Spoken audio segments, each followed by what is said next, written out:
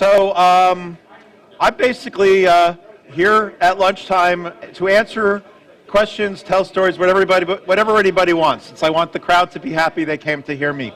You know, I have 11 and something years at Commodore to discuss, but I kind of want to go out and answer what people want to hear, since I probably told every story at least a dozen times. So you're the crowd. Say what do you got? Did you bring your guitar? I didn't bring my guitar because it's real tough to carry guitars across the country. And the last time I brought one to Germany, they didn't even give me a time to play. And then I got home, and the airline had lost my guitar for 3 days. They left it in Dusseldorf. Like, what good is a guitar in Dusseldorf when I'm in Delaware? So they ended up having to send it the 2.5 hours from the airport down to my house once it arrived in the States. I don't know if it had to go separately through customs or not, but it did finally make it home.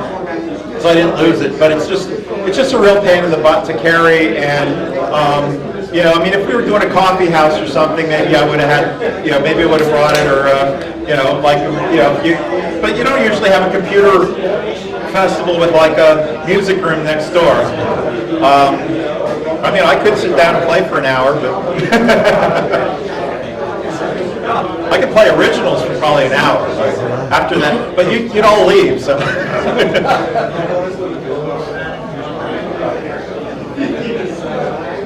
I almost gave up everything but computers when I was at Commodore. I did practically no music, practically no photography,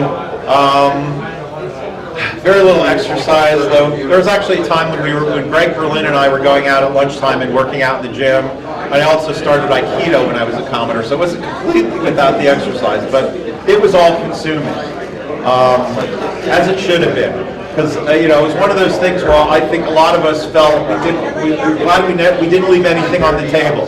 We worked as hard as we possibly could to deliver good hardware, and it just turned out it wasn't a technical problem. What is your film camera that you're carrying around? Is it a film camera? This is not a film camera. It's not. It looks like one. This is an Olympus Pen F, made, I think it came out in 2016, 2015, 2016. It's a micro four thirds, 20 megapixel image stabilization. It's got this one. I have an ultra wide 6mm lens. When I took a picture of you guys, I also got most of the room. The lens is actually made by Venus Optics in China. How times have changed. All right, what was your favorite or top few projects to work on at Commodore, and what were your worst ones that you worked on?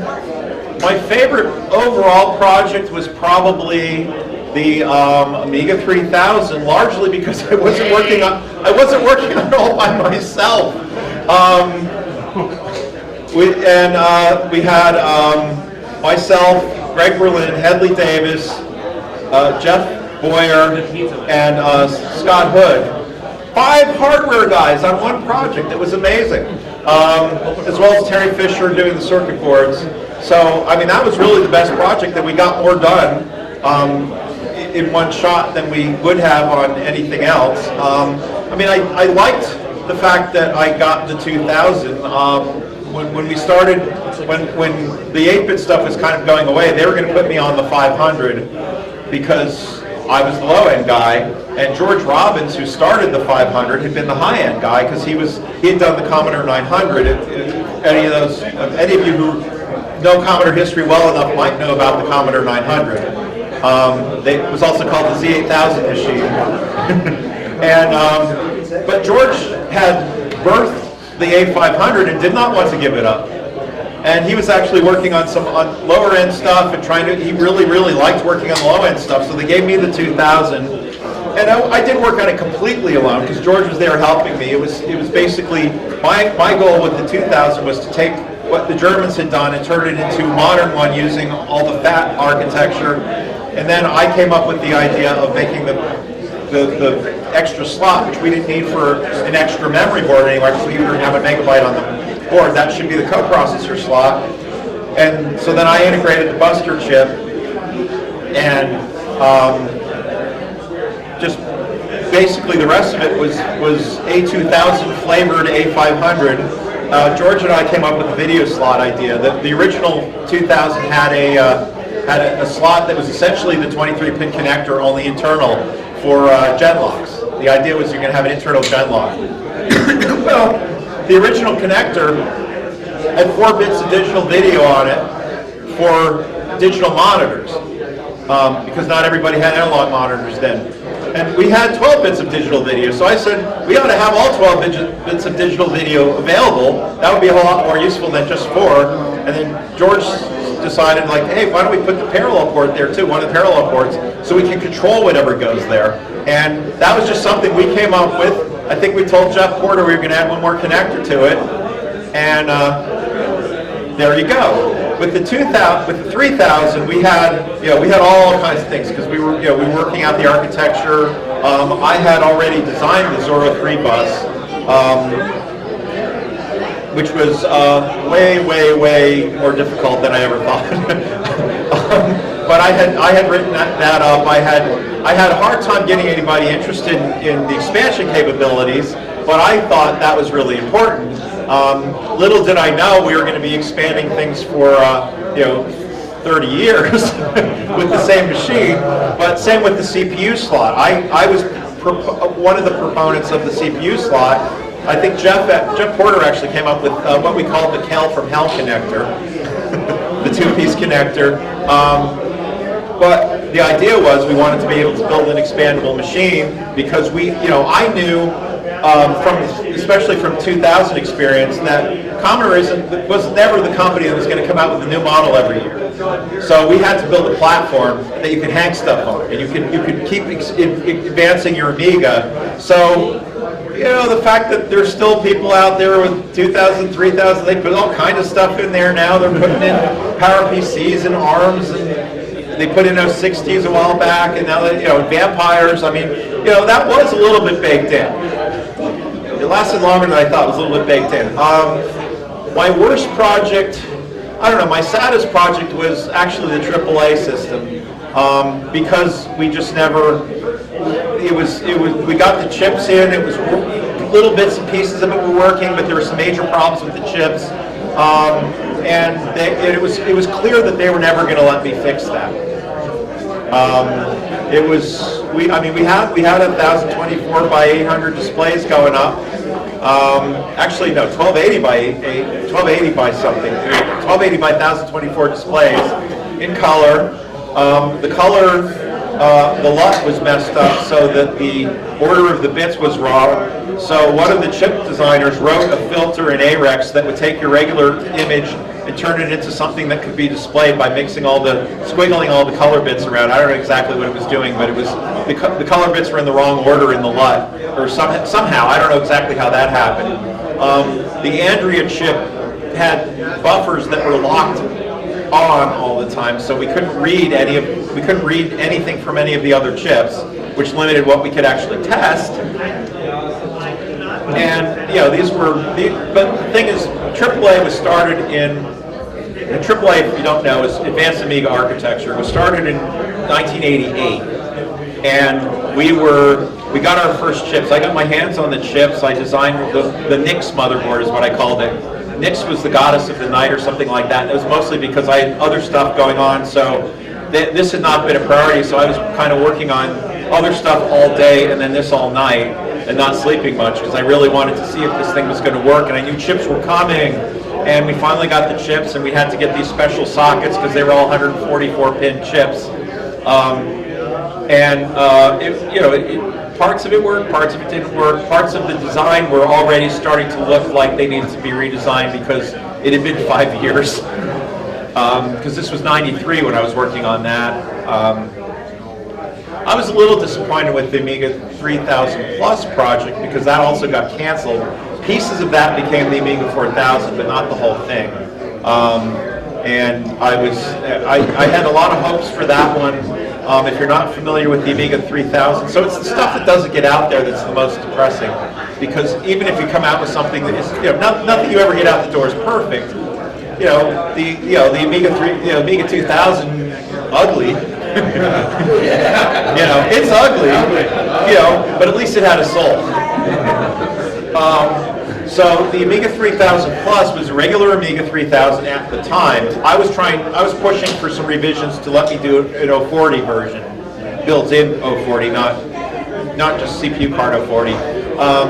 But they were pulling the money back from development back then, and in fact they kind of screwed up the Rev 1 of it by trying to do it a giant surface mount board in-house on our tiny little surface mount line, which wouldn't handle a board that large, and without paying for a solder mask.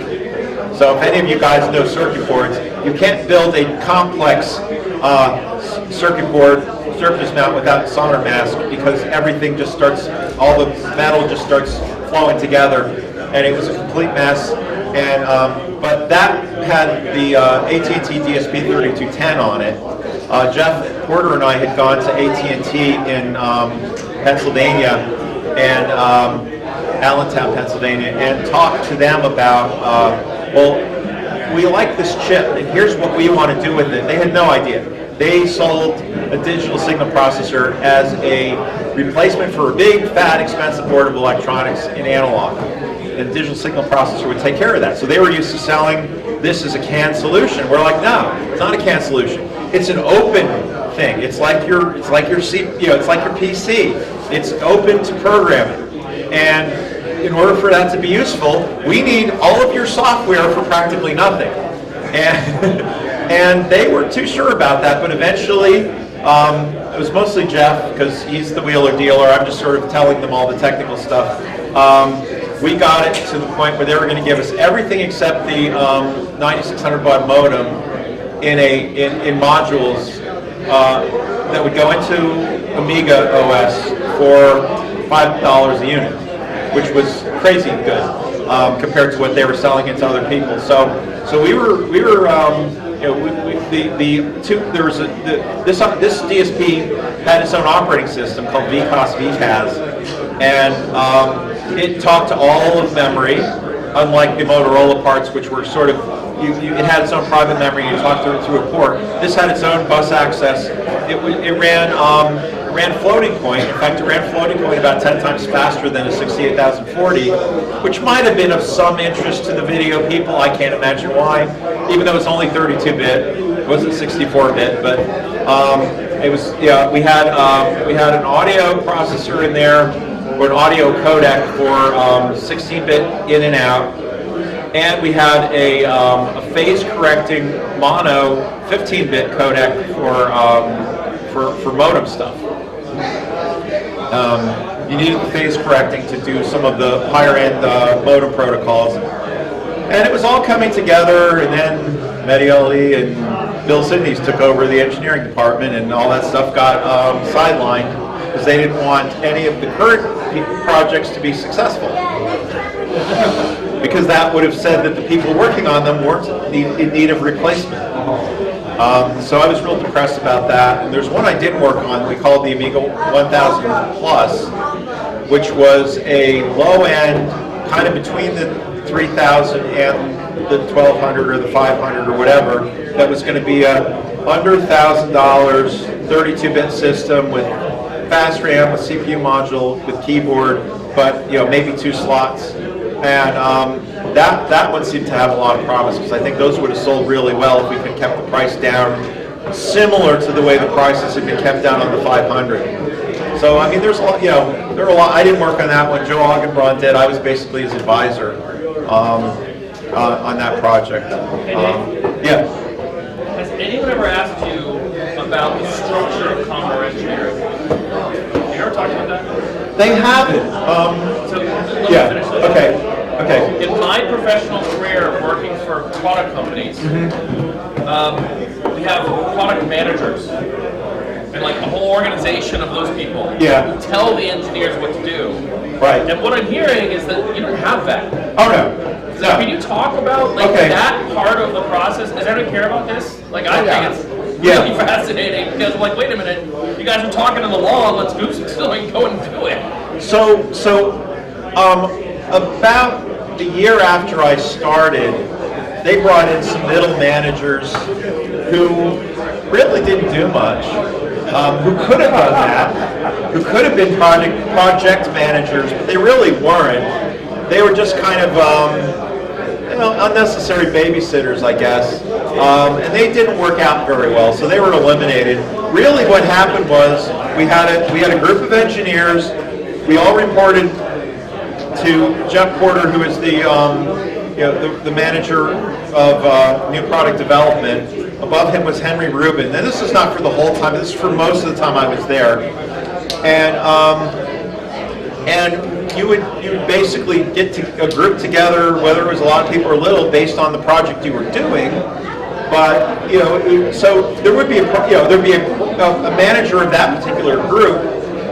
Like when I was hired by Bill Hurd, he was the one in charge of the C-128.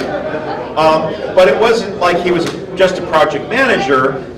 Together we all kind of sat down and decided, what a new system should have in it, what we could accomplish. A lot of that was driven by what the chip people could accomplish, by how many engineers we had to do gate arrays and things like that.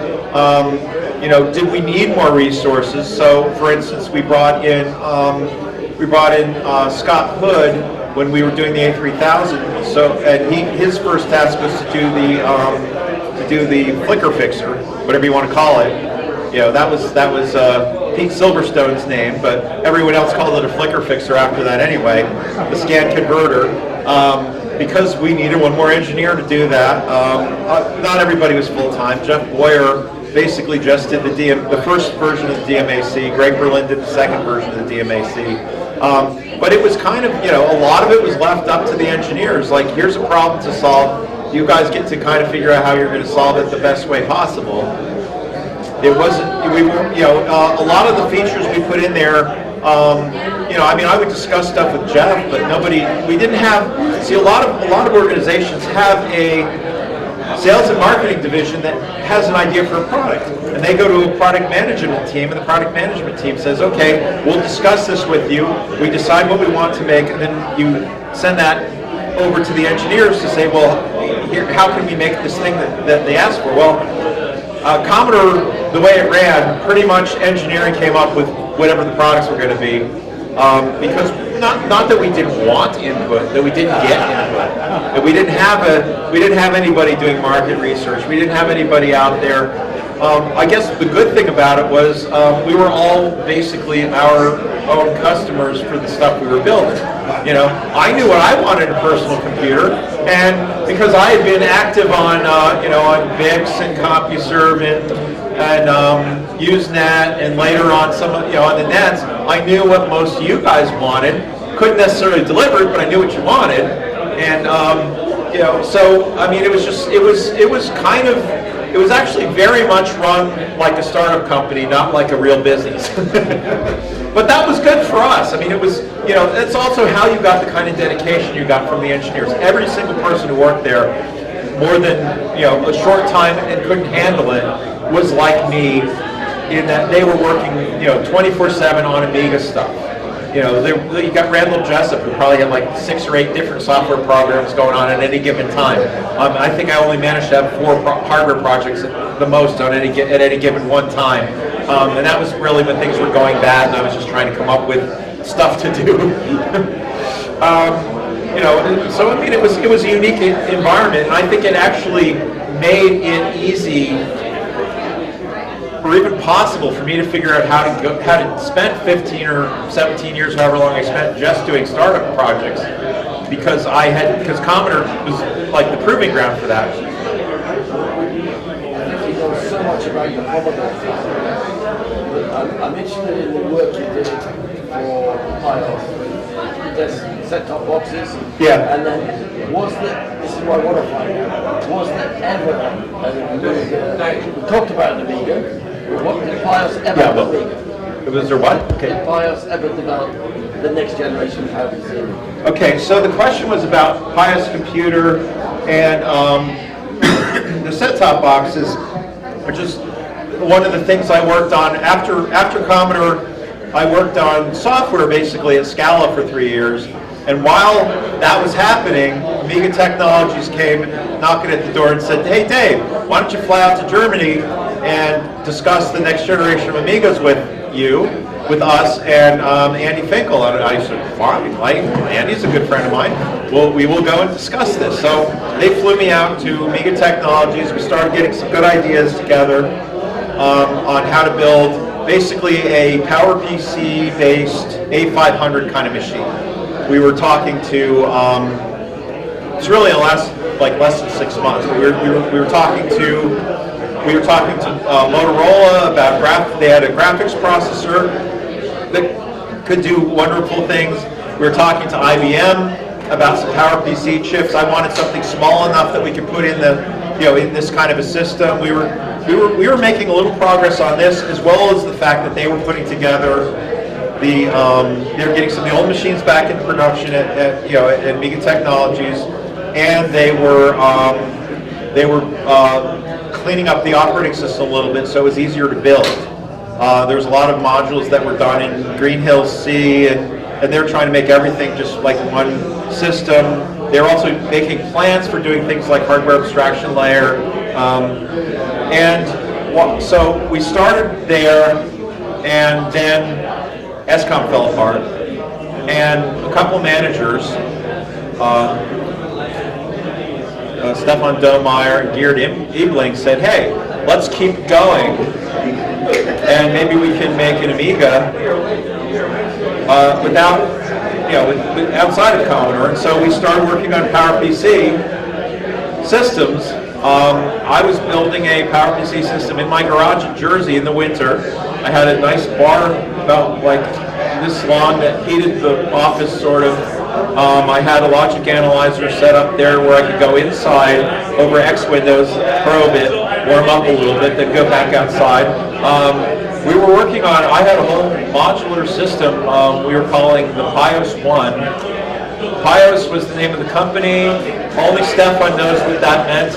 They had a nice logo, it was cute, it was fine. We eventually got sued over the name because there was a software product somebody owned called PIOS. But anyway, we started working on that. We were trying to get rights to use Amiga operating system. And every time basically nobody owned it. Nobody could give us the rights to use it. We wanted the source code so we could port it to PowerPC and also make it a little bit more CPU independent because there was so much 68K code in there. The idea was not to replace that with more 68 with PowerPC code, but to replace it with C code. And Andy had gotten together a pretty good team of software engineers. We were managing to get some hardware people in, and then basically we were getting nowhere with it. We talked to the B people a little bit. We talked to Apple.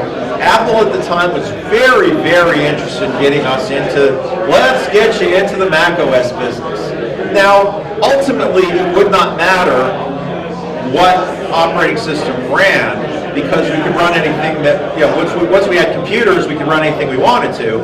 But we were making no progress with Amiga OS. We didn't have enough startup money to go and buy the whole thing. So we started concentrating on what we could do rather than what we always wanted to do. So in order to help fund the development of this new system, which was all based on it started out not being based. It started out being based on the early prep stuff that Motorola had come up with. Once we talked to Apple, we had to switch that and get some more of the. It was either called Chirp, PPCP, or Chirp, depending on whether Apple kept changing their mind, which was not a good sign because they had originally agreed to do everything using the prep architecture. Then they decided, no, we were just kidding about that. So we ended up scrapping one whole system. Once we started talking to Apple, we actually met with Apple in 1997. That's right, yeah, early 1997. Steve Jobs came back in like August of 1997 and started canceling everything. He didn't really cancel. What he did was even more subtle than that. And it tells me that Apple had very good lawyers, and IBM and Motorola didn't. What happened was that basically the way the contracts were written, anytime Apple wanted to, they could declare a whole new operating system. So rather than 7.7 whatever in Mac OS, you went to OS 8, which was now a completely different operating system. Even though it had already been out, running on open architecture machines. They had, in fact, at Apple, they had Star Maxes from Motorola that were, they said, the fastest Macintosh compatibles they had ever tested. Clearly a thing when Steve Jobs came back to work there he wouldn't like. Of course, nobody knew in January of 1997 that Steve Jobs was coming back, but eventually he did. He canceled all that stuff. Didn't like the idea that other people were making better Macintoshes than he was, which I don't know why Apple wasn't making better Macintoshes, but they weren't, and ours were actually pretty good. In fact, we were the first company in Germany because we were making Apple clones as a way of getting into that business, establishing ourselves. So we bought in order to make your own Apple motherboards, you had to give Apple $100,000 and be approved and a bunch of stuff that we didn't have enough money for. But there was a company in Taiwan that had gone through that and was making Apple motherboards, and they were all the same. They're all based on Motorola design. So it didn't actually matter who you bought them from, and it didn't have CPUs on them. They had a CPU slot, and so we got a guy who had been making Macintosh accelerators to start making us PowerPC boards instead. And we were building. We had the first 300 megahertz Macintosh system out in the world, and we had a little business there, and we were going to be all ready for when our native new machine that wasn't really just a Mac clone, it was a standard open architecture PowerPC, which is what everyone was pushing for, came out. And we hadn't really given up on running Amiga OS. Linux was not as interesting then as it had become, but we wanted to make sure everything worked under Linux. We had talked to BOS people a little bit. They were a little bit skeptical about doing any work to get stuff to run. So we were going to kind of wait to see what happened if they started supporting, if the open architecture PPC caught on, they'd probably start supporting it. We liked BOS. And then, Jobs when he came up with OS 8, he changed the licensing fees. So you had to pay not the $50 we were paying per copy of Mac OS. You had to pay based on how fast your processor were and how many you had. So basically, you couldn't afford to make a high-performance system that was sellable because Apple was always going to be able to undercut you. So everyone stopped making them, except us. But we weren't buying from Apple anymore. We were buying off-the-shelf copies of Mac OS in Germany from distributors. Eventually, we were buying so many copies, we became a distributor. Guess what we paid per copy as a distributor? $50. Same price we were paying from Apple.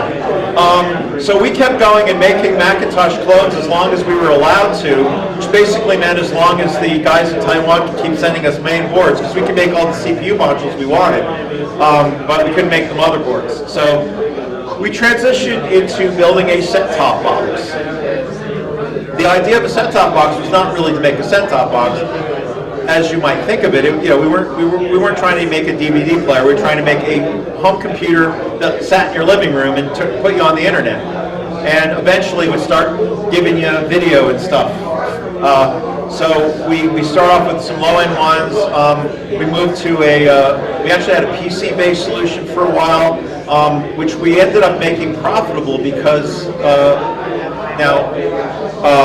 Pius Computer, which had been rechristened at this point MetaBox because of this lawsuit that we had, was in a building in Hildesheim, Germany, and we had started renting the place. Eventually we bought the building, and we were sharing it with another company that made cash registers. They were using the same low-end x86 processor that we wanted to use in our set-top box. So once we bought them, we were now buying twice as many CPUs as we might have otherwise, so the price went down. So we put that out. That one was basically running. It was running Netflix as kind of the main. Not Net. It was running Netscape as basically the UI, but it was only capable of like really low quality video. It could do MPEG-1 stuff. We wanted to do better than that, so we started talking, and the software team was very interested in me making an x80, a 68K-like system. We settled on using the Coldfire processors. We originally the software team bought an operating system called Nucleus. You could license it, and it sucked, but but it had a lot of stuff in it. And while they were trying to get stuff going with Nucleus, we had this guy Karsten, who is one of the top software guys, started writing finished. Anyway, he built his own Amiga-like operating system. It wasn't identical to Amiga OS, but it was very, very similar. It had all the same ideas. The only real difference was you could compile the whole thing together in one massive blob for fitting in a ROM or something. It was a little easier to deal with for an embedded system than Amiga had been, because it just was. And then Andy Andy Finkel was there too, and he came and basically gave it the blessing, and this ended up being called Karsten and Andy's operating system, or Chaos, which of course had been a name they used back at old Commodore. We were able to get, so the hardware was Coldfire. I had come up with a way. I was using some fast PLDs and stuff, and I was able to take. Even though it was a 32-bit system, I was able to use 64-bit SIM modules, which you could just get off the shelf, and basically just use half of it at a time, which gave me an interleave bus, which made the bus go faster. And so we were running 90 and 144 megahertz Coldfire chips. There were a few differences in there. You didn't have the same supervisor stuff you have, but we got the system up and running. We're using MUI for the basic graphics toolkit. We commissioned Voyager, the Voyager guy, to give us HTML4 version of Voyager. We paid for Voyager, but we only wanted the license for the set-top box. He could send the rest of it back to Commodore, back to Amigas, so we could release a Rev4 browser, HTML4 browser on Amiga. We got some other stuff from Amigas. I found a graphics chip for our system that was meant for embedded processors. You had like 20 different embedded processor modes built into the main bus, so it was great. I could make it. It was actually it didn't know about Coldfire, but it knew about 68040, which was close enough. I made it work on that bus. That one actually had that one could take two composite digital video streams and display them in hardware picture-in-picture, which made it perfect for the living room. So we could have analog television in one hardware controllable window, and the thing from the video slot, we'll get to the video slot, in the other. The video slot was for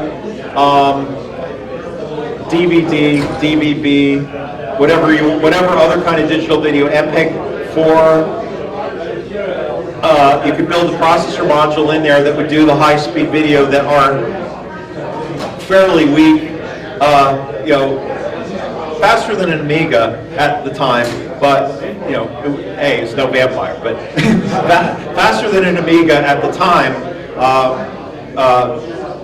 CPU, but it wasn't enough for MPEGs, and so we ended up building a card that could do both MPEG-2 for DVB over-the-air television in Europe, because DVB in Europe, they have free broadcast satellite, basically. You can pay too, but there was free broadcast satellite, which you never had here. So that was the target. We had analog TV. We had worked with the German Telecom had a project called BOT, Broadcast Online Television or something like that, based in the University of Dresden, they built a data casting modem that could hide data in just about anywhere in a television signal. It could even hide it in the horizontal blanking interval, in the vertical blanking interval. It could take over the whole system. They cost about $200 each to make one of those. After cracking the whip a lot, we got them to build it into a single FPGA rather than 4, to put a lot of the stuff that they didn't really need to have in hardware, to put it in software, and we got it down to a $15 FPGA that by the time we were going to be shipping this would have been a $5 FPGA, and that allowed us to send up to 4 megabits per second to every set-top box in the network all at the same time, but just by renting out a TV channel overnight, any analog channel. And so rather than running our own, rather than running Netscape under OS/2 as we did in the small box, this one, even though it wasn't necessarily that much more powerful without the MPEG cards, had our own operating system. We could decode MPEG-4, MPEG-3 audio using, on the low-end model, it was like 90% of the CPU, and still it didn't lock up because it was like an Amiga, and everything was real-time, and it worked great. It was perfect for the set-top box market. Unfortunately, the company was making bad decisions back then, and they were actually making very good decisions in the completely wrong order.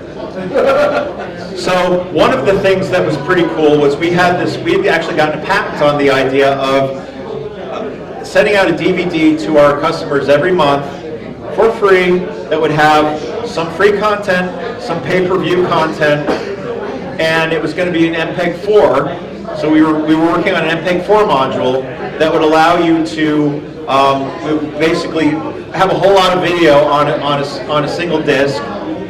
We also had we had a whole back-end system developed. We had our own ISP running out of the building. We actually had, back then it was, today it's not that much, but back then it was 2 OC3 lines, which if you know what late 90s telecom was, that was pretty fast. Yeah, it was. I could download like 10 Napster streams at the same time while I was over there in the middle of the night when no one was using it. But we had this whole back end that was designed to give you a good internet experience while using a TV. Because when we started, about 15% of the people in Germany were online. And the idea was, we're going to get you online, but at the same time we're sneaking this personal computer into your living room. And I was working on some stuff that, I wanted to have games that ran under a virtual machine that you could have, so you could use the platform as a gaming system, which wasn't going to be that great a gaming system compared to some of the ones you have, but it just came free with this other stuff you got. But by using the virtual machine, as we were advancing in the future with better processors, the games would get better, but the old ones would still work. And we had bought they bought an aircraft. I don't remember what kind it was. That was a waste of money. They didn't really need to buy an aircraft, but I think Geared was a pilot. The way he drove his BMW down the A5, he was a pilot. The guy would go like 260 clicks. Let's see. We also bought a movie studio, so we can make our own content, which would have been a great idea after everything was launched and running for a couple of years, which is exactly what Netflix did. But at the time, it was a stupid move. So, the company got overextended and ran into the problem that, unlike companies in the U.S. where they can kind of get away with not paying you for a while, you can't do that in Germany. So they got dragged down because they were running out of cash and not paying our 260 or so employees. And they owed me money at the end. You always tend to concentrate on the bad things, right? Because it's fun. What about the Merlancia? Merlancia, oh, don't ask about Merlancia. Really want to hear about Merlancia? That was basically just a scam. That's all it ever was. I had just gotten out of the fall of Amiga technology, fall of Metabox, so I wasn't thinking too clearly. And there was this guy that we knew for years He ran around in a lab coat and he had his DeLorean. Everything he wanted, everything he made was out of stainless steel because it matched his DeLorean. He had this weird Amish-looking beard, designed to cover the fact that he was like 20 years old or something. And he had money, but it wasn't as much as he let on. And he said he was trying to start a computer company. So I actually tried to help him start a computer company, but he was not interested in actually starting a computer company. He just wanted to have a better fraud. So every time I tried getting something done, oh, we can't afford that, or we aren't going to pay for it, or we're not going to pay you, or we're not going to pay that guy that I suggested we get working with us who might be able to help us. So it never even went together before it was falling apart. It was really stupid. I got really pissed off one night and started doing internet research and basically found out the whole idea that he was a love child of his mother and some rich guy on the East Coast, and he got a check every month from Daddy or something like that, or his mom got a check every month from Daddy that was fairly substantial, but not substantial enough to start a computer company. And that was all the money the kid ever had. And it was fine for running around and pretending to be a rich guy and pretending to have a computer company, but it wasn't enough to actually run and do hardware development or any of that kind of stuff. So I gave him a big old kiss off after a while and went and found a real job. Actually, I sort of found a real job. I started working with Andy and Andy Finkel, another guy, at a company we called Fortel. We were building a whole home networking system that was basically, the idea was that you're going to have a single source of media in your house, and you could watch it on any device within the same house over networks. And as well, if you had any other devices like a DVD player or a set-top box for TV, you could put that on the network and also get that anywhere in the house. And if two people in the house wanted to watch the same channel on your cable, and it was via a set-top box, it would only use one set-top box, it would duplicate them. Oh, and it had a voice interface. The idea was, now Andy's girl was Carolyn Shepner, who is as fine a programmer as we've ever had. But my wife and Bob, another guy worked with us, Bob's wife, were technophobic to an extent, and we wanted to make something that got easier. So part of what we were doing was the voice interfaces, but we were also building a system that would learn from you, and it could track you. You'd have your own little tiny remote, which had a voice interface and a Bluetooth, and as you walked around the house, it would know where you were. So if you're watching, like I'm watching football on TV or something, go in the kitchen and make popcorn. I could have it set so the kitchen TV would come on. The kitchen TV is basically just a display for the network. And you walk into that room and it would just automatically come on what I was watching. My kids start using the system. They could use any system they wanted to, but they might have different rules. They might not be able to watch the stuff we get to watch. Which is probably like Beavis and Butthead or something, you know. It's not like we had porn channels or anything. No, you could. So it was. I thought it was a real good system. We had, after Andy and I had both been burnt with the whole the whole Metabox and Pios experience. And a friend of Andy's was doing online gaming and getting a little bored with it and wanted to do something else. So he was funding us for a while, and then he basically just forgot about it or lost interest or whatever. So all of a sudden we're like, wait, we're out of money. My check didn't clear. Oh, I better look into that, says Andy, and that was kind of the end of that. We never Now I bounced back because I had been discussing a project with another company. Basically, since about a week after we had founded the company I had founded a company with Andy, but it's like I'm not going to leave my oldest friends to go work for a stranger. But she kept calling me all summer, and occasionally I'd drop like, oh, we have this thing that doesn't work. Our engineer can't get it working. Like, okay, let me think about it. And I usually drop something off in Philadelphia on the way into Fortel. It's a ways out of the way, but I drop off. I'd figure out how to build what they wanted for spare parts and Radio Shack stuff, and drop it off to them so they could keep their project going. And eventually, like, okay, so Fortel's out of the way, so I called up, the woman was this little Indian lady, Bonnie Grover. I called her up and said,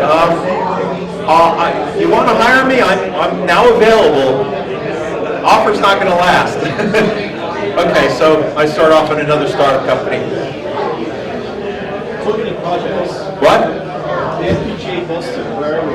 FPGA Buster has kind of been in limbo, basically just, well, it was in limbo for a long time because we couldn't get the parts we wanted to use. Then it's been in limbo because I've been dealing with hurricanes and other things, and it's not dead, it's just kind of in limbo. I do plan to work on it at some point in the future and get it out. Yeah, I mean, yeah, I know Jens wants to build it. He's also cracking the whip on making it cheap, which I'd like, but I'm not sure how possible that is. But we did find a reliable source of FPGAs from China. They can't quite do everything that the Intel parts we wanted to use or could do. It basically just needs another couple months of real work, which I will hopefully have time for, and hopefully we won't have any more hurricanes. I have spent like the last not quite 6 weeks dealing with 2 family members who had their houses ruined in a hurricane, a giant tree that fell on my own property that I had to deal with. It actually blocked access to my new garage. It was only about a 40-inch wide tree. I had a tree farm in Jersey for 18 years, so I'm pretty good with a chainsaw, but I need a little help with that one. Yeah. So you mentioned the video slot was kind of just a win of like, hey, these signals might be useful. Yeah. And then from that, an entire video platform with the Yeah. video toaster shift on top of it. Yeah. It seems like there's been other things as well where you just had kind of this instinct of, I don't know what this is for, but it's going to be useful to someone. Yeah. What's it been like seeing those come out, and have any really surprised you? Or, Yeah. So the question was about the video slot being kind of just this thing that it's like, you know, George Robbins and I just sat down one day and said, yeah, this would be a useful thing. Well, that's, you know, when you're thinking about building something that's expandable, that's what you want. It's like, I'm not sure what you're going to do with it, but I have this, you know, like getting all the digital video would be useful. So video slot made it possible, and yeah, that gave us, well, it gave us easier flicker fixers, but of course it also gave us video toaster, made video toaster possible in that context. I didn't know there was going to be a video toaster. I learned about it pretty early on. In fact, I was showing off the 68030 prototype at I guess it was a Comdex show, when I ran into Brad Carvey, who had just started playing around with putting ALUs in data paths to see what he could do with weird video effects. And they hadn't even come, it was very, very early on. They were just sort of coming up with the idea of making a video toaster. They weren't sure what he was going to do yet or anything like that. But yeah, it was possible because the A2000 had that slot. I was happy about it. You know, what am I going to say? I mean, the whole point is I want to make something that, you know, when you're building, you know, like I said, I certainly did. I think most of us embraced the idea that Commodore machines were platforms. You're supposed to put stuff in it.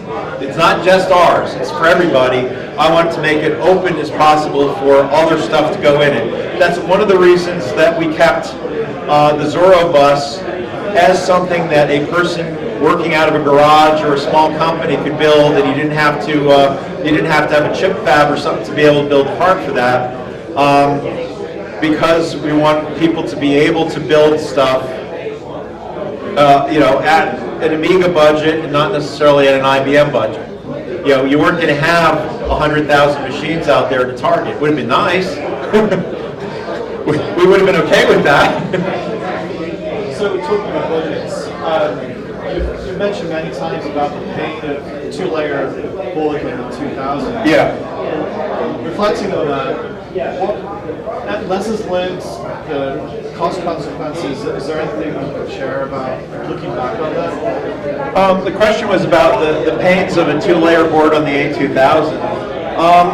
I think we pretty much got it. I mean, it was I spent more time just trying to get the bus stuff to work properly on the A2000 than anything, because our video signals weren't fast enough to really be a problem. We weren't running really, really long video runs because the video slot was right up in the corner with the Denise chip, and so it wasn't that painful, except for making sure that I was getting a good signal propagation without too much noise across the A2000 bus. I felt that the Thevenin termination they used on the 4-layer board, the prototype, wasn't good for a 2-layer board because I was getting too much crosstalk, which you get less of that if you're on a 4-layer board.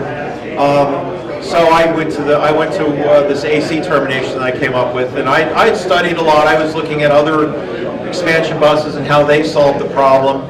And I mean, it was what it was. We put this out and said, here's the expansion bus, and there was a document for it. But the real definition of the expansion bus was what you got in the 2000, because that was the only machine we came out with that had a built-in Zorro bus. So that was the definition.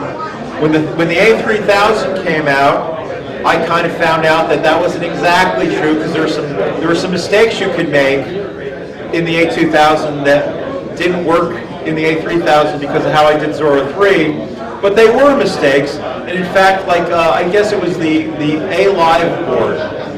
We got the A-Live board in, and it was the A2000 version of the A-Live board that didn't work in the A3000. I looked at what they were doing. We got they sent us some PAL equations, and I actually fixed it in the same PAL. They had to reprogram it, but they were just not qualifying something, and so they saw a Zorro, they saw a 32-bit address go by that they weren't supposed to ever see. But it pretty well worked. There are times when when you've got a bus that is not guaranteed to not contain noise, and you're not supposed to look at it. And then there are times when it's guaranteed to give you the signal you're supposed to be looking at. So if you're looking at the wrong time, you might find a surprise. But that could have happened on any board. It just only really happened on the A3000 once I did Zorro 3. But I mean, it's a little bit like software. We tried to be very, very friendly to people who did crazy stuff in software.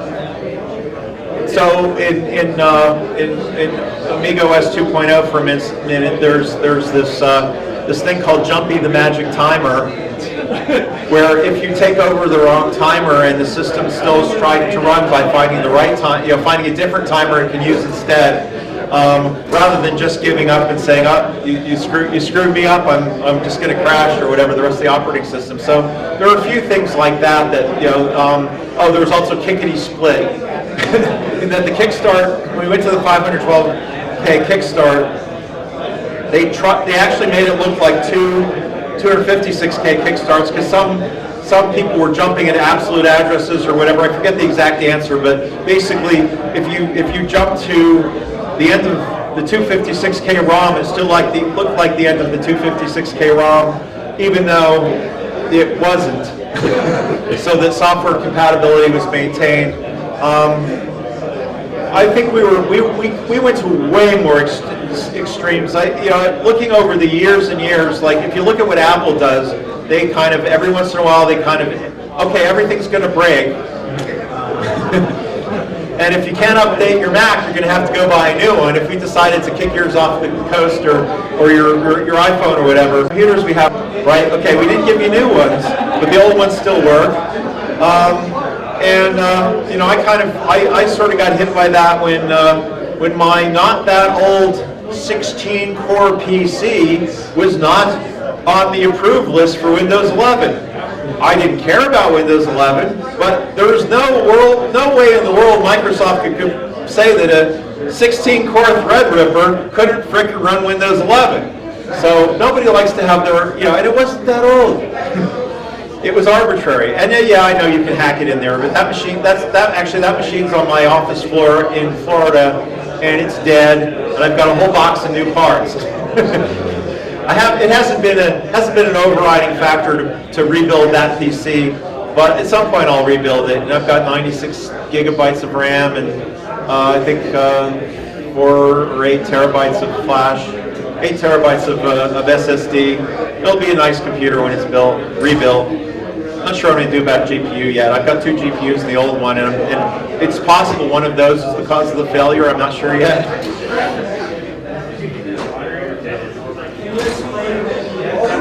Nibbles come from? What's that?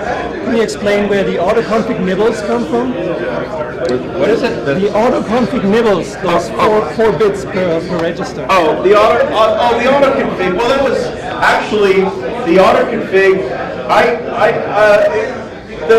The auto config registers were defined by the Los Gatos group. I was not a party to. I extended it for Zora 3, but I wasn't a party to the original design of it. It's not patented because somebody there, I don't know if it was Dave Needle or who, but somebody at Los Gatos knows where they stole the ideas. That was the explanation I got.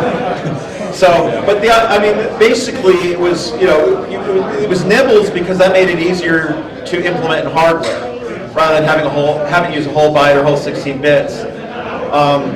Some of the information was it's just easier to have more of those when you're using a PLD or something, a PAL, to act as a memory. So that's why that particular format was chosen. It just makes it easier to implement in hardware. Yeah. I'm wondering, with the Buster project that's in limbo, if that comes to reality, would that technology be able to be put into some of the other FPGA devices today and bridge to a physical bus board? COVID hit, and 6,000 other things happened, and it just got pushed off. And then after COVID, we were like, you couldn't get the FPGA we wanted to use, and it just really it never really gelled, unfortunately. But if nothing else, doing it once will show you that it can be done again. The Zora 2 stuff would actually be pretty easy to do. That's been done before. Oh, back there? Yeah, Dave. Yeah. MTV came out. Were those all being generated on the Amiga, or do you know who was doing that stuff? For which? MTV, when it first came out? Oh. A lot of so the question was when MTV first came out, a lot of stuff was being done with professional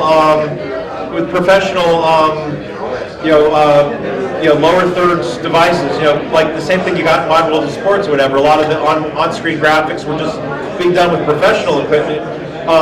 Some videos certainly used Amigas. There were a number of musicians who became Amiga fans because they were using them not just for music, but they could also use them for video. But it was a mix. There wasn't, what the TV studios got was a finished product. They weren't dealing with any of the technology that was involved. So I couldn't tell you any particular split. I just know, there are a couple of things I happen to know at the time that were being done with Amigas, but it was all over the map. And of course, MTV launched actually a little bit before Amiga was out, so certainly the first ones, there were no Amigas to be evolved.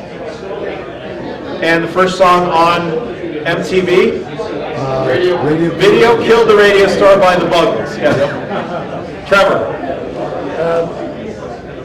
You collaborated with Dave Pleasance on a book about what you would have done. Okay. Come on. Okay. So Trevor's asking about. I'm collaborating on a book with David Pleasance. It's basically, he's got a title for it, but it's essentially the alternative future history of the Amiga. What happened if David Pleasance and Colin Proudfoot had made a bid for Commodore's technology at the same time that SCOM was doing it, and they feel like they were basically cheated because the SCOM guys managed to get one of their backers behind them instead of behind the UK effort. So what might have happened? So the premise is David and Colin got the Amiga technology. Premise is presumably they hired me to help work on it, and but also that it was successful. Because if I write a story and it dies in 4 years, you aren't going to read the book. So I have, you know.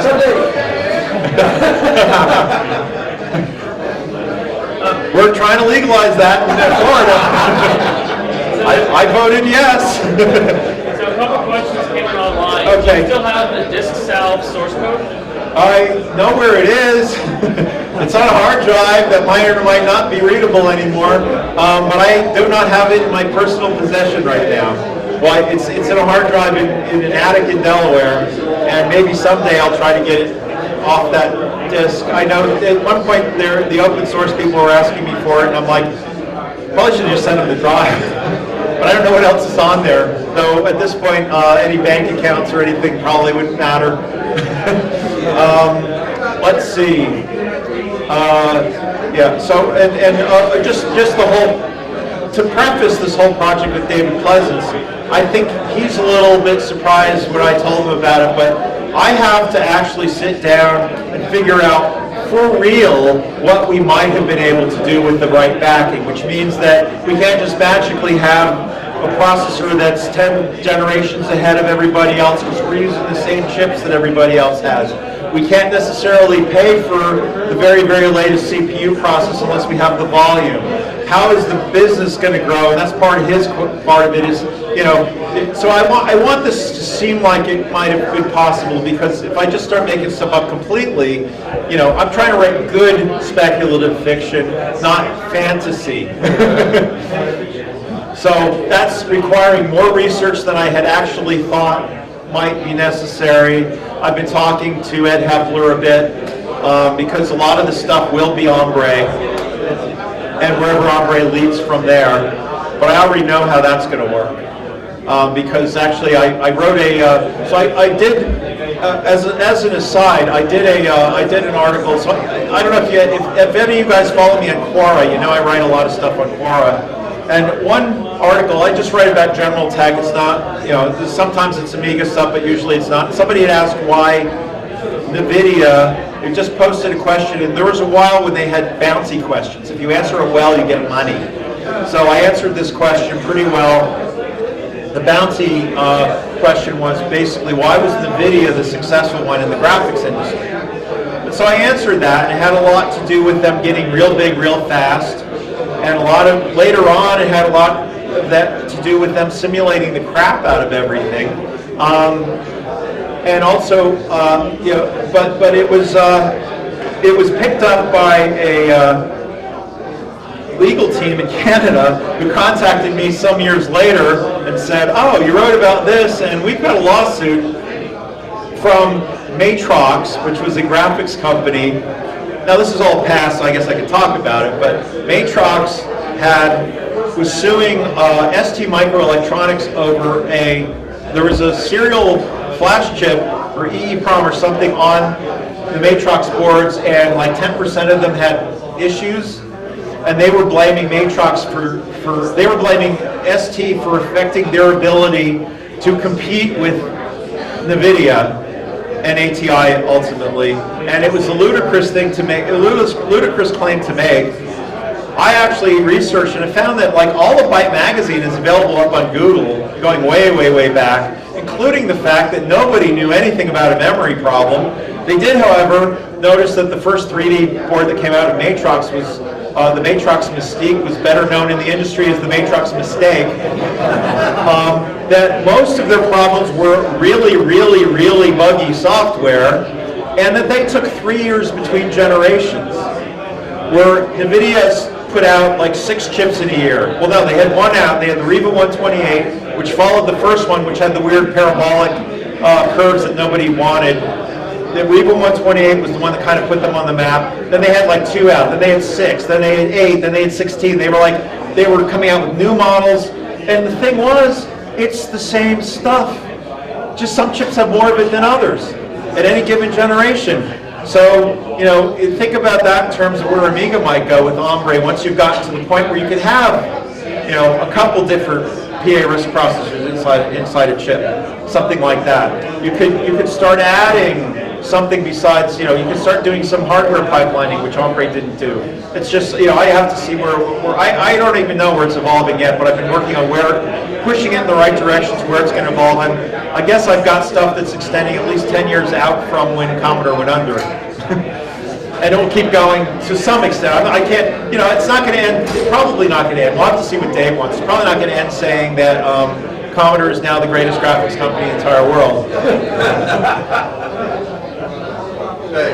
So obviously, PA RISC was discussed during the Commodore days for the next generation. Yes. And obviously, PowerPC is where they landed. Yeah.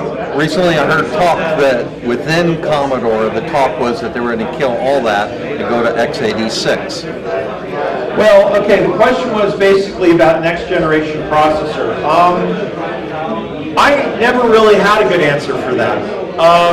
PA RISC was chosen by Ed Hepler for the Ombre because he basically built his own PA RISC processor because Ed Hepler is a freaking genius, but also because the instruction set allowed him to add things like graphics instructions, like you want to add with saturate. You want to subtract with flooring. You don't want, normal mathematics don't work on pixels. And so if I can have one instruction that takes care of 2 or 3 instructions, it's faster just doing regular graphics. Then there's 3D instructions. And all of this stuff is easy to add, well, easy if you're at Hepler anyway. It was straightforward to add within the PA RISC. It was also very risky, so it was small, so it could go inside a chip that we could build, at least with outside fabs. We weren't going to build it at Commodore. And so there were some companies making PA RISCs that were smaller, so you could conceivably have those in a game machine or an A500 class machine. The question is, Commodore had never really committed to a next generation architecture. In Germany, it was Phase 5 was pushing the PowerPC, and until Apple killed the market, PowerPC looked like that was going to be the next generation personal computing platform other than x86. My opinion, we also had proponents of using Alpha. There were actually a lot of people, especially the graphics people, who wanted Alpha just because it had a kick-ass, floating point engine that was faster than everybody else's, and they wanted faster rendering graphics. So, my goal was none of those things. I just wanted to, I wanted to come up with a solution where we weren't going to have changed processors every year. I was building open architecture machines. In fact, if you're an architecture person and you look what I did for the Pius One at Metabox, or Pius at the time, that's the way I was headed. That was my platform was completely processor neutral. All the processor specific stuff happened on a CPU card. Now, maybe that would happen in a corner of the main board, but the whole main board would not be processor specific if I could get away with not having it processor specific. Because it's the same thing with, if you had to pick one back then, and like today, well, today you might pick x86 and you might pick ARM, but who would have thought ARM was going to be where it is today? Competing with x86 on performance and blowing it away on power consumption, except Intel says they've got a new one that's not going to do that, but I don't always believe Intel. But who cares? They're fighting each other and everyone gets the benefits, except those who lose lose half by guessing wrong, I don't know. But so I actually, one of the things I mentioned about the set-top boxes at Metabox too was that I wanted to have virtual memory, virtual language of some sort of VM to deal with code to deal with native code, but also to deal with the virtual processor code. And what I liked was what Android did later on, which is like a compile and install, where you've got a virtual, you've got this virtual machine.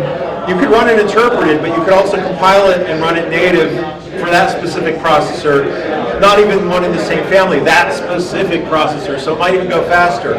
So I think going forward, Commodore would have had some of that technology in there as well, so that we could, because anytime, you sort of have to think about that in abstract terms when you're saying, I'm not just 68K anymore. I'm going to run some other instruction set. Now I don't even have a 68K processor in there. So at some point you have to handle different instruction sets and do a translation, do a JIT, do something to convert it. So why not plan for that? Why not, which is of course what Java did, what Android did, plan for it, and then you don't have to, you're not putting Band-Aids on anything. So I think some of that belonged in there. We just weren't there yet. We were also, I mean, we had plans. Near the end, I was talking to guys like Chris Green, who did our graphics. We had talked about doing like a built-in PostScript object. So you'd have PostScript of some sort. I'm not really sure. I think Display PostScript or something like it was just sort of coming out. We had an Xbox. But you would have that sort of, that would be like a fundamental function. Also, you'd have like an OpenGL window. Maybe at some point, just like we did with networking. So we had TCP/IP, but we also had the lower overhead efficient networking protocol, the Amiga network stuff. We might have done that with gaming too. I think it would have been smart for us to have not just like the CAD level 3D kit, but we probably should have had a high-speed gaming 3D kit.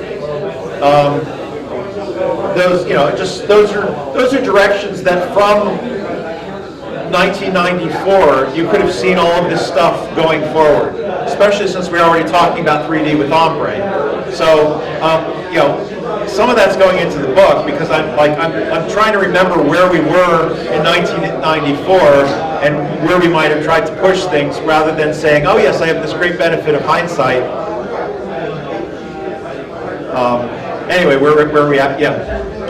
So it sounds like third-party developers and such clearly understood there's something special graphically in production, television, and all this stuff with the Amiga. Yeah. Engineers understood it. We were working on the next generation chipset. Right. We were focusing on these things, putting the capabilities in. It seems like management actively worked against all of that. What did they see the role as the Amiga? Okay, the question is, it seemed like management was working against the basic point of the Amiga. I won't argue that. We understood that computers and television made a lot of sense. We didn't want to limit it to television, but the fact is that we could produce, we could build Amiga systems that produced, broadcast quality video was a selling point because computers and television go together in many other ways too. If you look at what Scala did, they wanted to, they had, all of their, the difference between a Scala presentation and a PowerPoint presentation is Scala looks like television. PowerPoint looks like something you'd see in a boardroom. So we knew this. Why did management not know it? Well, management did know it until they didn't, and that was because they changed management. They brought people in who didn't know and or care about that stuff. They brought in PC people who sort of wanted to kill Amiga, but then they realized they couldn't make any money making PCs. So I mean, they were basically rudderless. As I've said in meetings before, we had they brought in the new CEO, Mehdi Ali, who didn't watch television, didn't use a computer, so didn't even have a place to start in understanding why the two of them together was a good thing. They brought in Bill Sidneys to replace Henry Rubin as the head of engineering, and he was a PC guy, and every problem he looked at had a PC in it. They were often problems he created. Like he was also the PC Junior guy. He was also the guy at Franklin Computer who decided it was a-okay to just clone the Apple ROM when they made their Apple II clone. Not the sharpest tack in the box, I guess you'd have to say, but they were brought in by Irving Gould, who did not really, Mehdi Ali was brought in because he became good buddies with, he'd been a financial guy at Prudential, and Prudential brought in hatchet people. They're insurance companies. They have, vast football fields full of money to invest in things. And what would happen is if they invested in something like Commodore and the company wasn't doing that well, they'd send a hatchet guy like Mehdi Ali over there to cut, try to get the company up and running well enough that Prudential could pull their money out without losing any money. So my belief is that this guy had always been doing that, but he came in as, in an advisor's position and told companies what they needed to do, and they implemented a small percentage of what he asked them to implement, and it brought the companies up, and Prudential got their money out of it, and well, whatever happened to those companies happened to them, but Prudential wasn't involved anymore, and Ali wasn't involved anymore. They brought him into our company, and he started cutting, and he didn't understand that he could lower costs that might raise your profit potential, but he didn't have the first idea or interest in building a sustainable business, I think is the real answer. Those are things you actually have to learn in business. I'm as an engineer, it's not me. I'm not the one making those decisions. I can usually tell when you're making really, really bad ones that hurt the company. Like, there's 1,000 examples of Commodore, but you sort of hope that the reason you're paying that guy the big bucks is that they know those things, and it turned out that they didn't. And to get the favor of Irving Gould, all you basically had to do was become his buddy, and he'd hire you. Didn't matter your qualifications, I guess. But Commodore had a bad history with this because they bring somebody in, and some of you may or may not know, but the guy who started B, Jean-Louis Gasset, had actually come to Commodore before Mehdi Ali was there and asked. I'm not sure who brought him in, if he came or anyway. So it turned out that a lot of the engineers at Apple were scared of the Amiga because it was so much better, of course. And Gasset had come to talk to Gould about being able to run the company, but he required 3 years and hands off from everyone else, and he said he could turn it around. It might have been maybe we would have had Amiga and B is the same thing. I don't know, but so they. In fact, there were a bunch of like Amiga and Amiga adjacent people at B.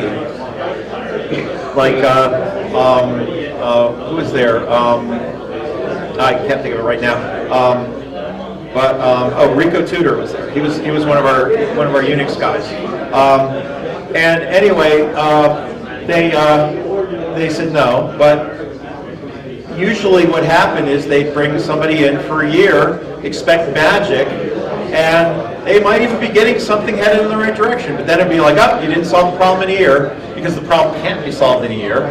Only thing is when Ali got in there, that rule no longer applied, and so he managed to kill the company in 2 years.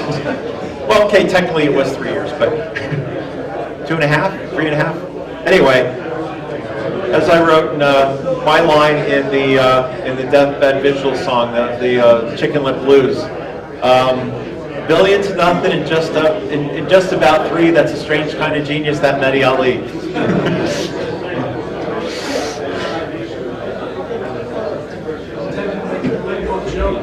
Okay. Talk about management, but I'm not. Yeah. We spoke a little bit, you touched a little bit on software, and I know hardware is your thing. Yeah. The next computer was ahead of its time in many ways. It had display postscript, I think back in 89 or 88. Yeah. Object-oriented programming, interfaces, distributed objects kind of things. Were you guys kind of because you had the next, were you looking at that? Were you thinking about the software evolution of the platform? So the question is about the next computer. More like how did as usual, when a new computer came out, we bought one. So we had a Next sitting basically in our hallway near the coffee machine, around the corner from the coffee machine, somewhere around there anyway. And everybody got to play with it, and it had a strong influence on the look of Amiga OS 2.0, especially if you were looking at it on a Headley high-res or a monitor, because that was 3 grayscales: black, gray, light gray, dark gray. two-bit black and white display, which is what the Next had. So yeah, it had a lot to do with that. I think they had already been thinking about object-oriented stuff. So we ended up getting things like Boopsy and the data types libraries and all of that. It was a thing everybody understood at the time. They were the first ones to really put it out. And of course they built it from scratch that way with Next Step. So I don't think we weren't going to start making everybody use Objective-C, not C++, because that's statically typed.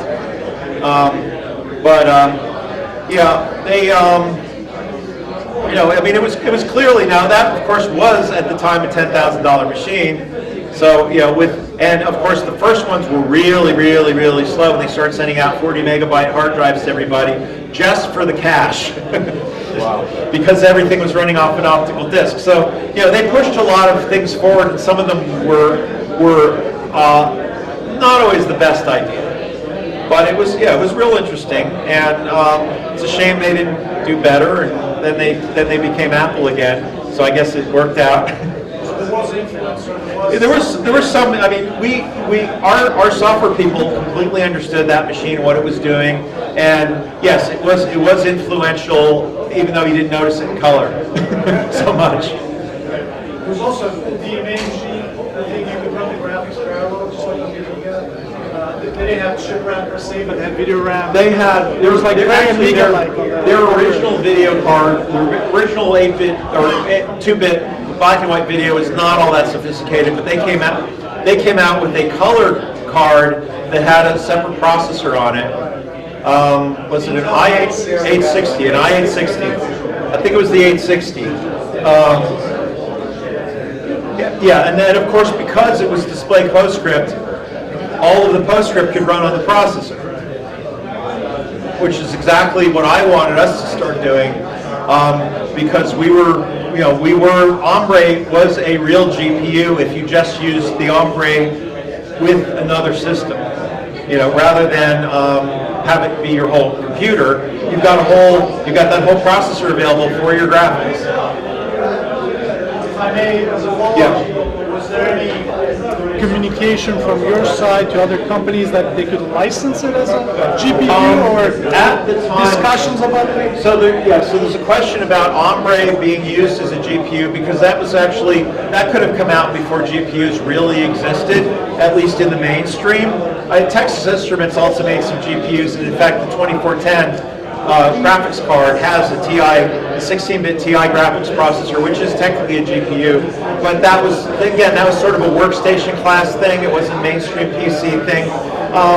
We were in discussions with Hewlett-Packard and possibly others about the idea that they would be using Ombre chips when they were done as workstation cards. It was very, very likely, because Ombre was using PCI bus, it was very, very, very likely, let me tell you, this would have happened, that there would have been PCI cards with Ombre chips on them, because it made a lot of sense. That also meant that we could sell them, if we made them, we could sell them to other companies.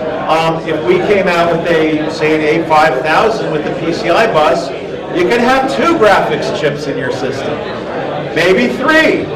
Eventually PCI was not fast enough for that, but if they're sitting there crunching away doing their own thing, you're good.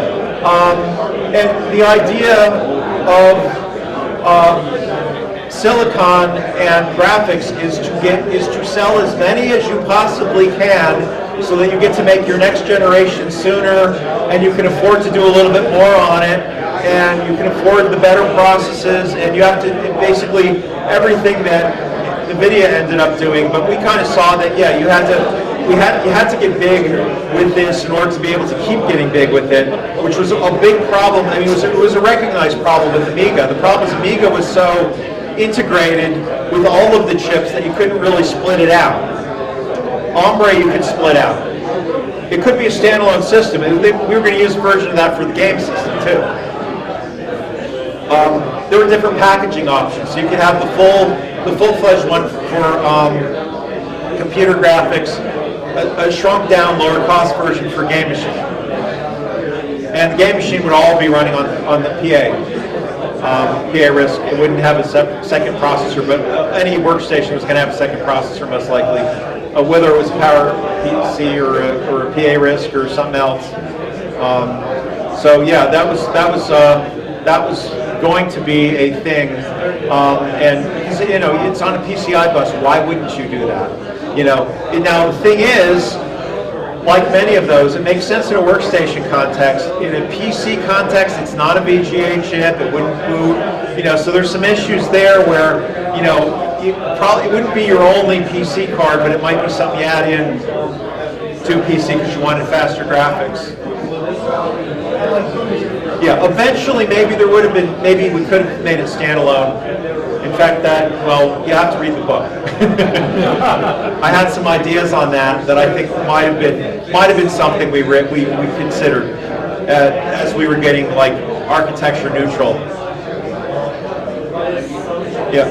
So you must have been having conversations about how to fix the elephant in the room of no memory management. What was happening there? I was not party to that. Well, oh yeah. The question was the elephant in the room was the lack of memory management, and what were we going to do about that? And I know there had been discussions of it. I was not a party to those discussions at the time. I gave them the hardware to play with. I even gave examples of the code. I think some of the other guys have written MMU code even before I put it to set CPU. But yeah, so there are different approaches. One of the approaches you could have taken, I'm not sure this is what they were thinking, is rather than having, you know, every process have its own separate, complete memory world, is you all have the same memory world, but you have different access. So, you know, you have to actually be given read-only access, or you get read-only access to all the memory. You have to have acquired write access to things. So it doesn't completely change the Amiga model. The main problem with that is then you have to change your memory allocator, because you know, if I'm allocating just a little bit of memory, it's smaller than a page, I can't both have access to it and not have access to it, which means then you have to build a memory manager that is basically allocating a page every time you ask for a byte, which then starts to be a problem with chip RAM. Like things might start running. So I mean, there are a lot of little tricks to worry about that. There's also the case that, you know, do you have a function that does that allocation for you every time you start trying to use memory that came from somewhere else? You know, it starts getting a little tricky. The other option might be that you have a non-protected environment, and then you have new code that runs in protected environments, and you know, just like allocating for a different processor or something, your old code, and especially if your old code was, say, running in a virtual machine of some sort, where it can't actually violate, it just thinks it can violate other memory spaces it can't. Like maybe going from 68K to some other processor, there would be an easier path towards putting protection in for that new processor, because all your code has to be recompiled and rewritten in some respects anyway. So I don't know exactly what the thinking was. It was being thought about, it was being discussed, but I was not directly involved in that. Can't do everything. Back there. Bill Gates and Steve Jobs was conspired to kill Amiga. Have you ever heard anything about that? The question is, there's a rumor that Bill Gates and Steve Jobs were conspiring to kill the Amiga. As much as I like to say that it was Apple or Microsoft or the combination of the two or IBM, Commodore was clearly a suicide, because it was the people at the top had basically, with no imagination about it, let it die, helped it die, didn't support, basically they cut the oxygen, which is money for any engineering project. we had software guys who were superhuman and could work 24 hours a day. I could work 24 hours a day, but if I don't get a new board, I'm not much good. And a chip designer, they can work 24 hours a day. They don't get new chips. They're not much good. Nothing gets done. Software guys can make a little bit of progress. Eventually, they're going to need a new computer to work on. So, yeah, I'd love to have been the victim of some nefarious attack, but no, it was an inside job, guys. I'm sorry. If I could have pointed at SJ or Gates or somebody like that and said they did it, honestly, yeah, that would have. Hey, we tried our best, but the forces were just too powerful. But no, it was inside. What's that?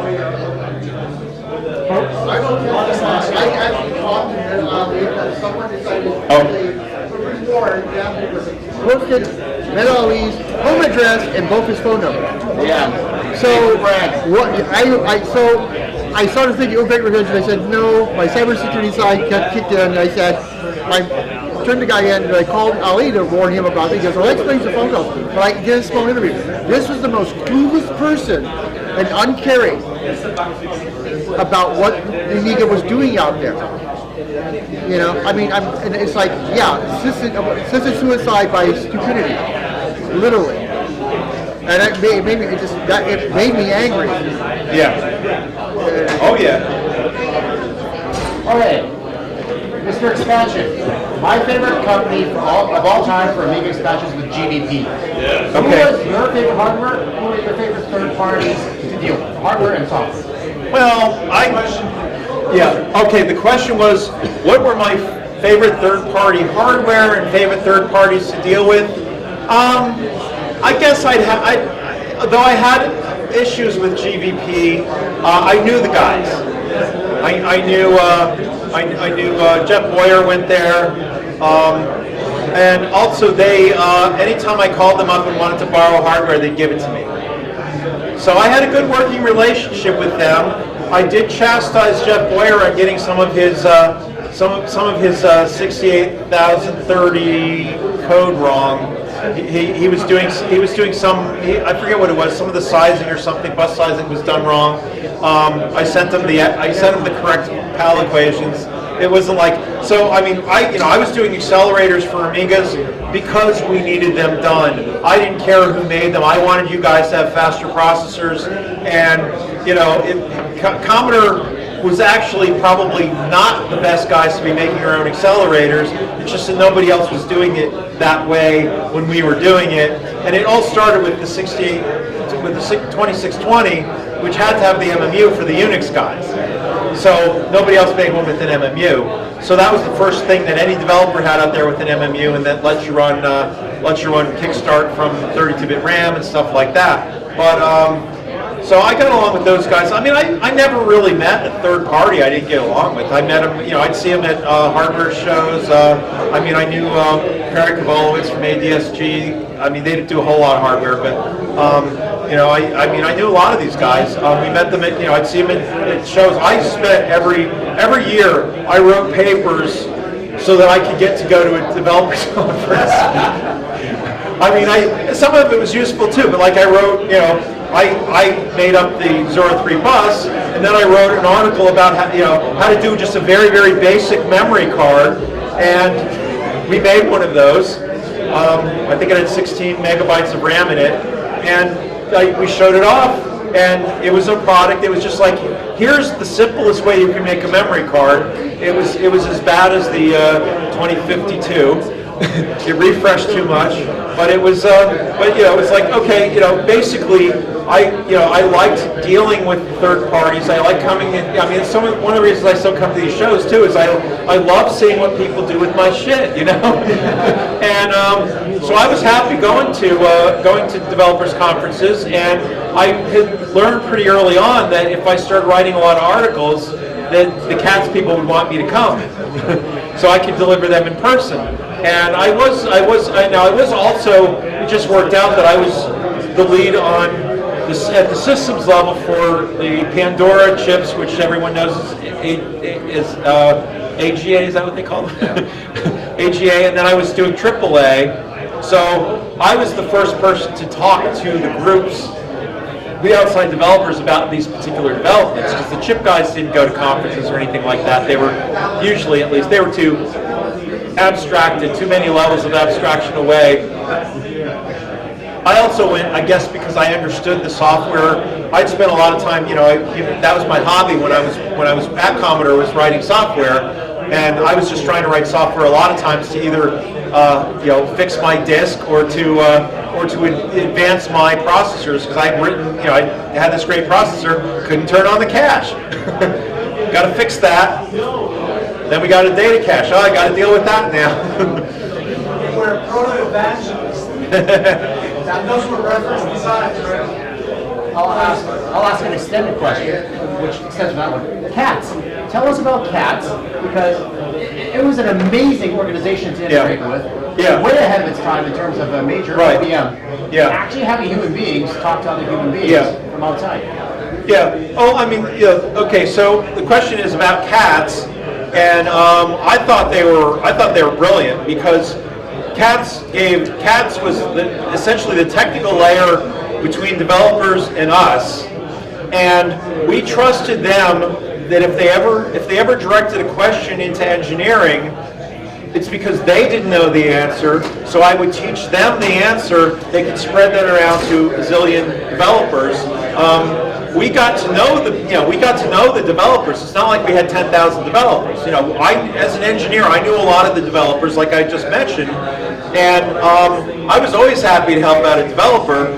The problem is CATS understood that, and they didn't want the engineers getting sidetracked with too much helping out of developers. Like, oh, you guys are working on cool stuff. You need some help?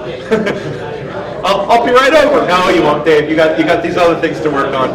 So yeah, but CATS was, and I mean, a lot of it was they had exceptional people. Carolyn Scheffner, Gail Wellington. Yeah, a lot of Michael Sins, who became our kernel guy, started out in CATS. I mean, it was a very, very good group. But I think that was a lot about Commodore, is that, aside from the management, maybe the sales and marketing, all of the technical there, we had the same level of excellence. And not only that, it was mandatory excellence. If you weren't that good, you wouldn't be happy there.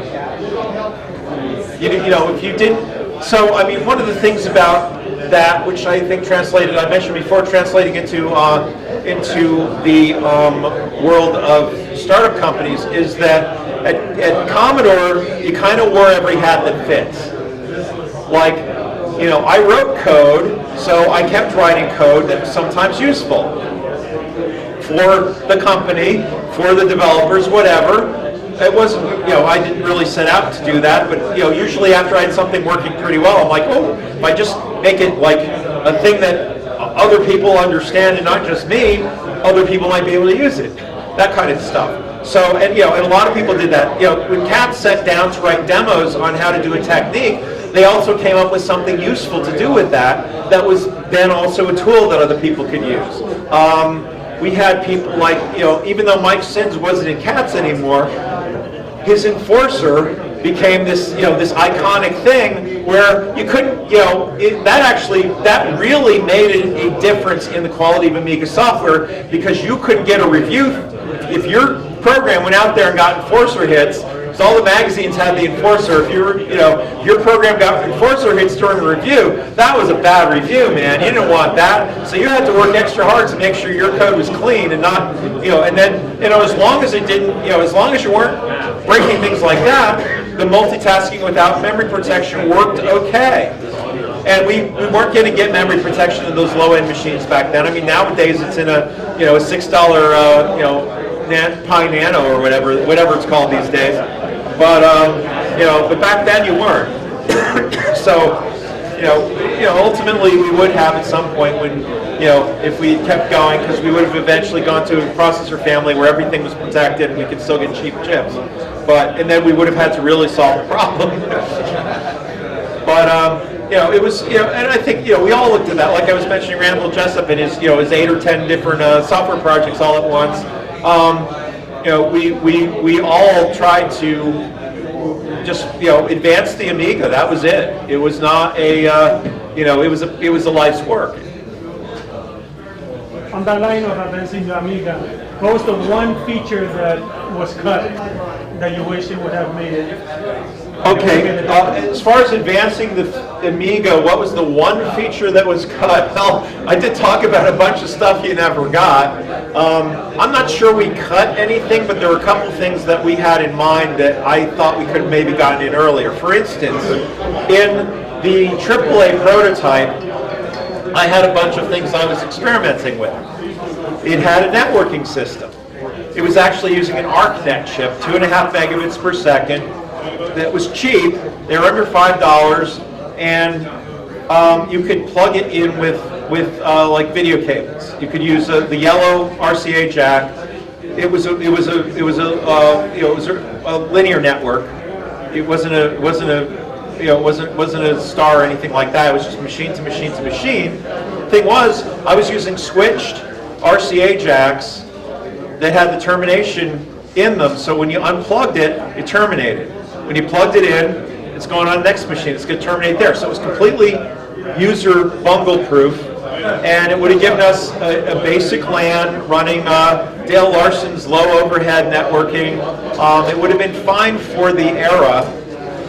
Plus, everybody who, at least in the U.S., everyone who dealt with Amigas had plenty of yellow video cables lying around. You needed the 50 ohm cable. You didn't want to use audio cable for that. It probably wouldn't work too well.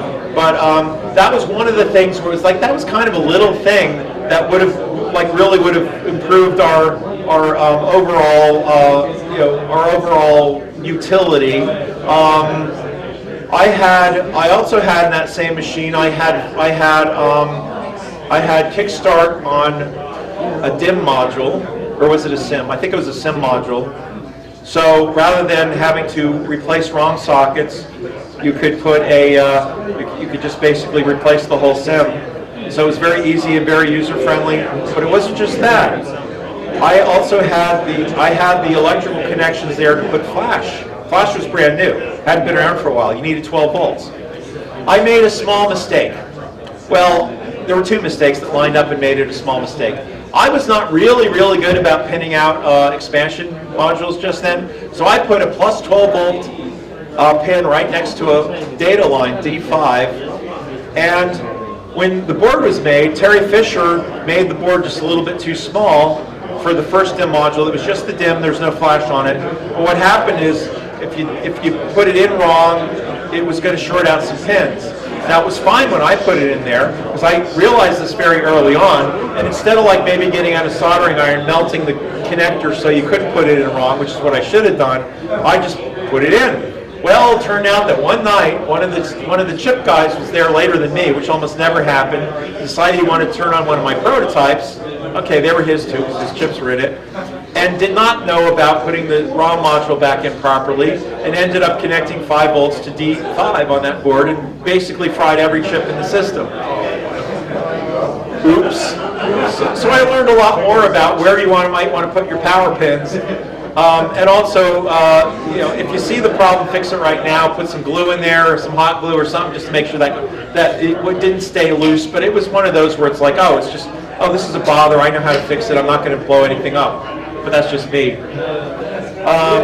What other little things? I mean, there were, obviously, it would have been nice to have the AAA chip done in 1992. There would have been a 64-bit graphics system in 1992. Would have been pretty amazing. Would have been nice to have AA out in 1991. They booted in February. Chips were not revised that many times, but the software would have been ready for the fall. But then we had the new management. They were unaggressing. They were basically, let's sit around and twiddle our thumbs for 6 months, so that nobody thinks that the stuff you're working on is actually working. Which makes no sense, because everyone knew what was going on, including the bosses.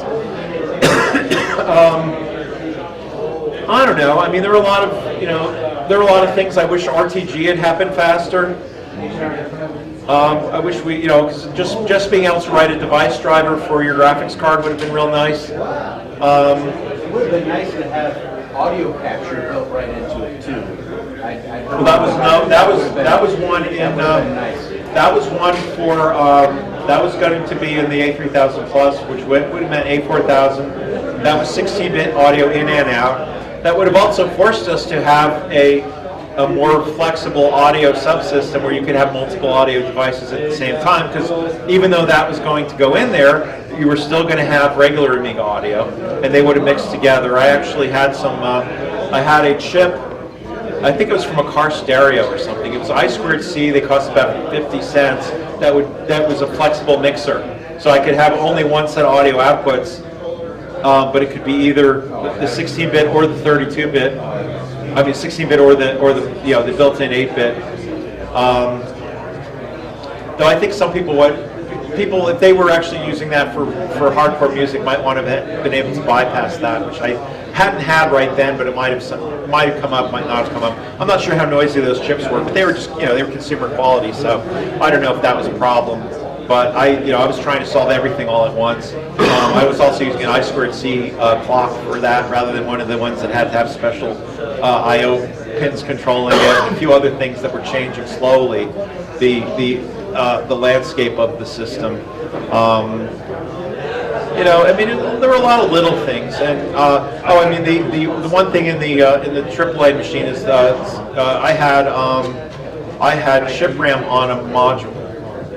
Now it had to be on a module for AAA because AAA boards, at least a big board like an A3000, A2000 size board, you could have fast page mode RAM or you could have VRAM. VRAM was really expensive, but because of the way you hooked them up, there's both a Agnes bus, 32-bit bus, and then there was a graphics bus, which was graphics bus could be 32-bit or 64-bit. Using fast page mode, you had to be able to bridge the chip. It's not basically what used to be the chip RAM bus, where all the normal chip data would go, to the graphics bus, but only when you needed to, and then otherwise you had to get off that bus.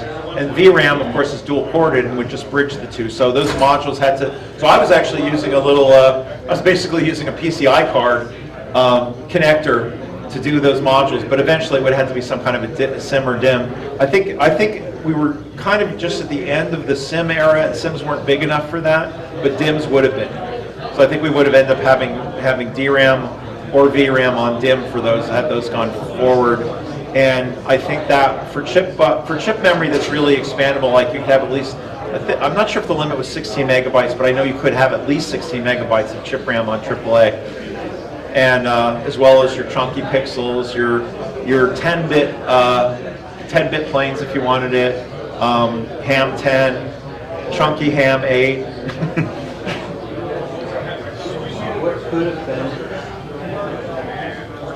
Oh, and also the hybrid pixel modes. They were sort of like a little bit like what you get with MPEG, where you can have sort of a local LUT set within a cell, like an 8x8 cell.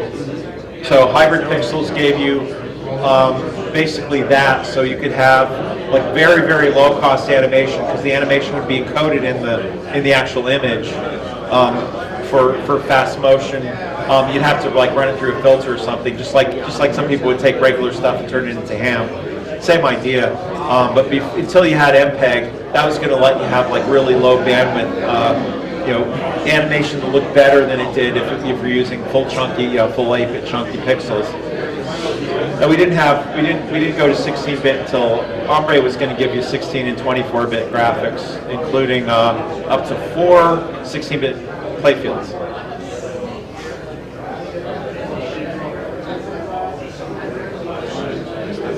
Yeah. And the thing is, this stuff was all written down back then. It's not like I'm making it up now saying, well, we would have put that in. No, it was all being done. It was like, damn. I mean, I had my hands on, I didn't keep any of them, but I had my hands on the AAA chips in the lab, working sort of a little bit. They still had so many bugs. And that part of that was the fact that we just didn't have adequate simulation back then. We were trying to do something really complicated. Any more? Aren't you dying yet? Dying? I've been drinking Coca-Cola. I'm getting all wired. I just had to keep my throat going. What? You talk about simulation. Yeah. I seem to recall you guys were using some Unix machines early on for not for the for some of the chip design. So why didn't you have simulation at that point? Was it money? Well, okay. Was it like the tech? It wasn't advanced enough for the things you were doing. What we had for simulation, so we could run. I don't remember the name of the simulator, but we could simulate chips on our VAX VMS systems. We had two VAX 8600s by the time I left. By the time Commodore went under, that could do simulations, but like they were not what you want for simulation. There's some simulation resources. We had actually looked into one of them, where essentially what you got was an array of FPGAs that would do the simulation for you. But I'm talking about, like, I was simulating a Buster chip, and there was stuff I couldn't simulate with those tools, but it was also just hard to use, because basically what you did is you fed it a table of numbers, and you got a table of numbers out of it. In fact, one of the projects I did on the side in software was I wrote a viewer for that looked like so I had a very, very nice logic analyzer in the lab that used a Macintosh 2CX or 2CI as a display only. And it could also store, it was basically front end. It connected to, the analyzer connected to it over the SCSI bus. And Mac didn't do any actual analyzer, but it had a nice interface, and I could pan and zoom, and I could put up calipers for measuring between waveforms and everything. So I built something just like that for looking at the simulations. Turns out I shouldn't have done that, according to at least one guy, because there was a guy at the company who had built the thing that lets you do that with essentially a Tektronix display, but he didn't have any of the cool stuff. You couldn't pan and zoom. You could pan and zoom, but it had to redraw every time. You couldn't move signals around. There were no calipers for measuring, nothing like that. It was basically just displaying this using a Tektronix terminal. And that's when the chip guys started getting Amigas in their offices so they could run a Tektronix emulator to see what was going on. Apparently, every time he got pissed off, that program stopped working. And I didn't realize any of this because I was not the chip department. I put this out and I said, hey, you guys, especially if you have a monitor, you're going to want this. It's much better for looking at your chip stuff. So I broke a little bit of Bilderberg eye stranglehold on the chip group. Now some guys wouldn't switch to it; they were just used to doing what they were doing. But hey, it was out there. I used it exclusively for my chip simulation and stuff. And I actually, that was part of an article. Amiga Century I'd been thinking like there's got to be a better way when I was doing some early chip simulations. Amiga Century was this magazine that their big thing was having the first review of any product out on the market. So they hit me up about a week before they went to publication, maybe a week and a half, and they'd say, Dave, we got something for your review. I'm like, okay, I guess I can do that. Okay, you gotta have it back in a week. And it was usually computer language or something their staff didn't know much about. So they sent me the SAS C++ compiler. And I'm like, oh, I'd like to learn C++. So I learned C++ and wrote this thing, and it really took me about 2 weeks to write. I got the review in, but it took me about 2 weeks to write it, and then it was good. We had other people had written tools so Headley Davis wrote this thing we used in the lab all the time, on a monitor again, which took a circuit board layout and matched the net list to it, and so we could trace in the lab we could trace like signals anywhere on the circuit board up on the screen, which you could do now in your CAD program, but back then you couldn't. Huh? All right. Okay.